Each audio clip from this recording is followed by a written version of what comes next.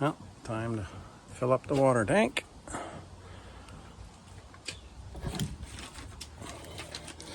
Just hook this up quick connect here. There we go. Turn on the water.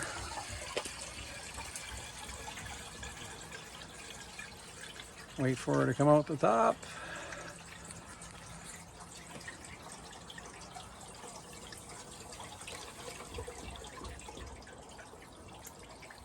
She's full. Shut her off. Shut the valve. There we go. Less than 30 seconds to fill a tank compared to climbing up on it.